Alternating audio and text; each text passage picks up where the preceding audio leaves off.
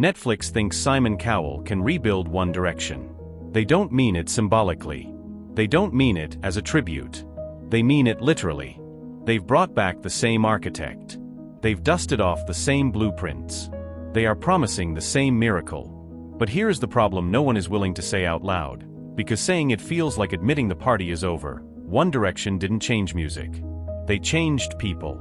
And once you change a person, once you alter the chemistry of a generation's adolescence, you don't get to go back and do it again with a different cast. You can't rerun a heartbreak. You can't remanufacture a first love. Netflix and Simon are staring at a map of a city that has already burned down, trying to figure out where to put the new windows. But the city isn't there anymore. The ground has shifted. The people have moved on. This isn't a talent search. It's a séance.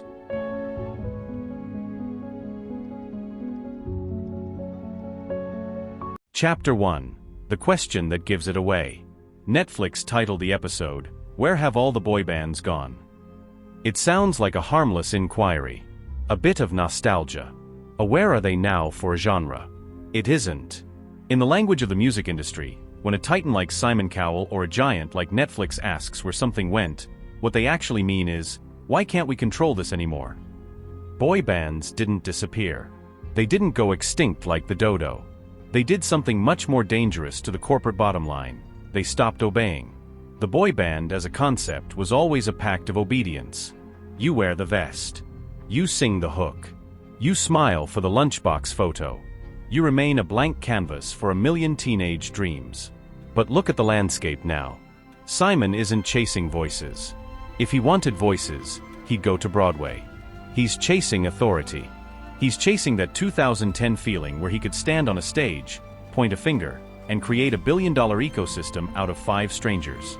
Here is the question Netflix avoids answering. If boy bands were just a formula, why hasn't anyone cracked it again?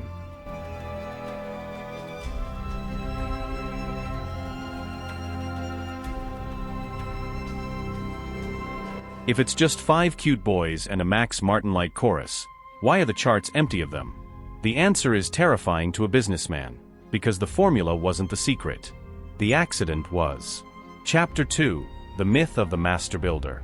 Simon Cowell is framed as the architect, the genius, the builder. History loves a great man theory. We want to believe that One Direction happened because a man in a white t-shirt had a vision on a Saturday night in London. That story feels safe. It implies that culture is something that can be designed. It implies control. But that story is a lie. Simon Cowell didn't create One Direction's power. He contained it. Think of it like lightning in a bottle. The bottle is necessary. Without the bottle, the lightning just strikes the ground and vanishes. The bottle gives it shape. It lets you sell it. It lets you put it on a shelf. But the bottle didn't make the lightning. The lightning was a specific alignment of 2010 energy, the rise of the smartphone, the birth of the parasocial relationship on Twitter, the shift from watching stars to feeling like you own them. Simon Cowell is trying to build a better bottle. He's hiring the best glassblowers in the world. He's got Netflix to film the glassblowing. But he's standing in a clear blue sky, wondering why it isn't raining. You can build the most beautiful bottle in the history of pop music. But if the sky is empty, all you have is an empty jar. Chapter 3. The Contract That No Longer Exists. In 2010, the audience signed an invisible contract with One Direction. The contract didn't say, "I will buy your music." It said, "I will grow with you." This is what I call the unfolding. It was a promise that we would be there for the mistakes, the voice cracks, and the growing pains. But there was a second page to that contract that no one talked about, the agreement to eventually have your heart broken. When 1D started, they were a mess. They couldn't dance. Their styling was tragic. They were 5 boys who looked like they'd been kidnapped from a local shopping mall and tossed onto a stage. And that was their greatest asset. We didn't fall in love with a finished product. We fell in love with a process. Today, the industry is terrified of the unfinished. Artists arrive today as explained. They have a 10-part TikTok strategy before their first single drops. They are protected by a wall of PR and high-fashion branding. But human beings don't attach to outcomes. We don't fall in love with the trophy, we fall in love with the race. We attach to uncertainty. One Direction wasn't a perfect vocal group. They were a five-way car crash that somehow sounded like a summer afternoon. You watched them find their voices in real time. You watched Harry learn how to hold a microphone. You watched Zayn decide, slowly and painfully, that he didn't want to be there. That's the part Simon and Netflix are missing. You don't get to start over with a new cast and expect the same emotional stakes. When you rebuild a band on Netflix in 2026, you can't allow for that mess. The cameras are too high definition. The investors are too nervous. The stakes are too high. The unfolding is now seen as a liability, a bug in the system that needs to be patched. But here is the truth: you don't get to rerun a heartbreak.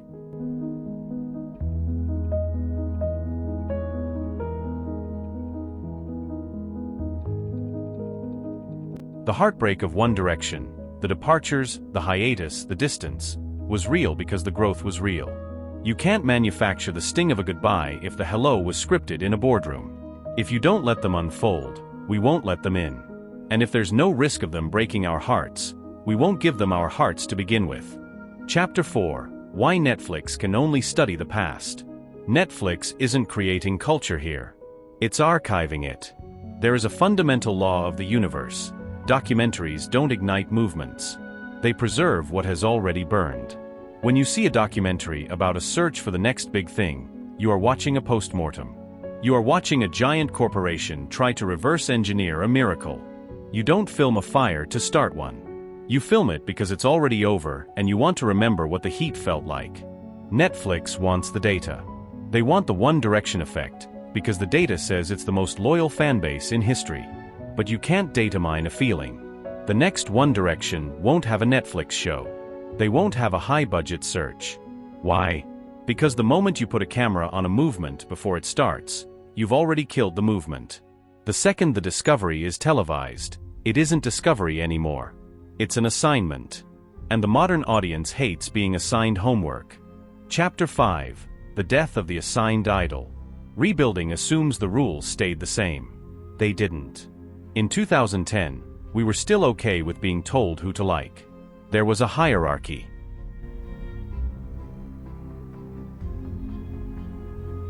We still listened to the radio because the radio was the ocean we all swam in. We still watched The X Factor because it was the only stage that mattered. In that world, Simon Cowell was the gatekeeper, and we were the guests. He held the keys, and we waited for him to open the door. But the gate is gone. The wall has been knocked down, and in its place is a digital wilderness.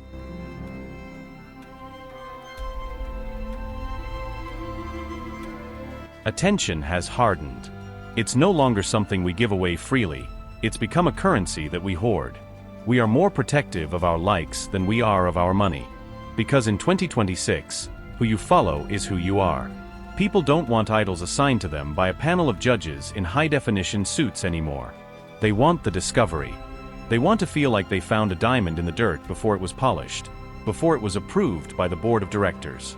That's why every replacement band for the last decade has failed.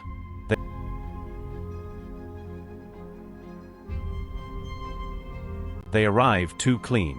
They arrive with the Simon Cowell seal of approval already branded onto their foreheads. But in the age of the algorithm, approval is the kiss of death. If a corporation tells you, this is the next big thing, your brain instinctively recoils. It feels like an advertisement. And we have spent the last decade learning how to skip ads. We want the glitch. We want the kid in his bedroom with a cheap mic who doesn't know he's famous yet. We want the stumble. Because the stumble feels human. The stumble feels like it belongs to us. If intention kills obsession, why does the industry keep forcing it?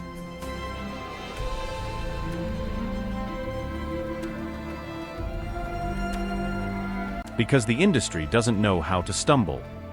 A corporation cannot accidentally succeed. They have quarterly reports.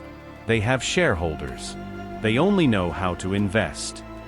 And the tragedy of modern pop is that you can't invest in a miracle. You can only pray for one. And Simon Cowell has spent too long acting like the god of the miracle to start praying for them now.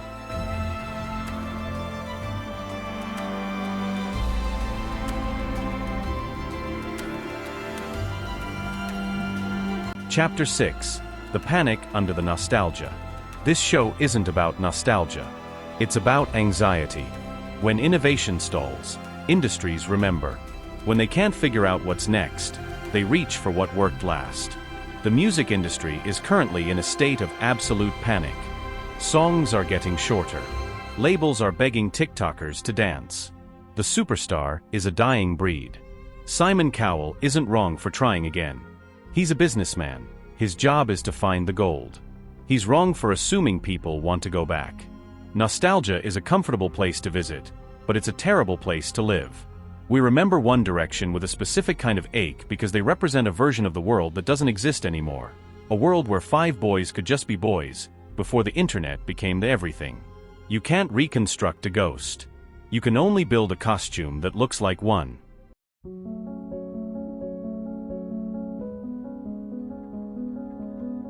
Chapter 7. The Power of the Fracture. One Direction didn't survive because they stayed together. They survived because they fractured. In the old model of fame, a breakup was a failure. It was the end of the revenue stream. But in the new model, the 1D accidentally built, the fracture was the most important thing they ever did. The breakup or the hiatus, if you're still holding on to that 2015 hope, wasn't the end of the story. It was the birth of 5 different mythologies. Harry became the high-fashion enigma. Zayn became the ghost in the machine. Niall became the steady heartbeat of pop. Louis became the grit and the guardian of the fans. Liam became the cautionary tale. Today's industry hates unfinished stories. They want a neat package. They want a legacy act they can put in a museum. But One Direction is a living, breathing, chaotic mess of unfinished business. When Simon tries to rebuild the band, he's looking for a group that will stay in the lines. He wants stability. He wants a perfect ending. But perfection is the enemy of obsession. We didn't love them because they were perfect. We loved them because we were terrified they were going to fall apart at any second. The moment the industry treats unpredictability as a threat to be managed, they've lost the very thing that makes a boy band matter. You can't have the One Direction effect without the One Direction chaos.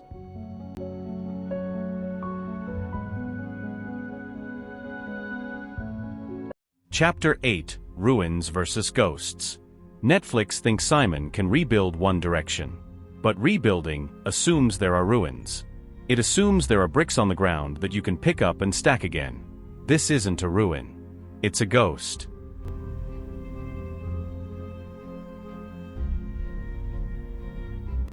You can't reconstruct something that mattered precisely because control slipped.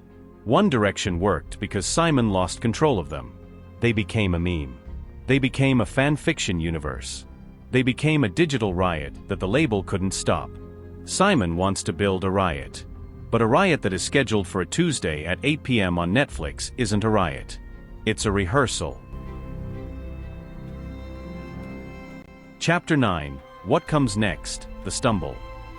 The next cultural moment won't look familiar. It won't come from an audition. It won't come from a panel of judges. It won't come from a Netflix documentary. It will come from somewhere ignored.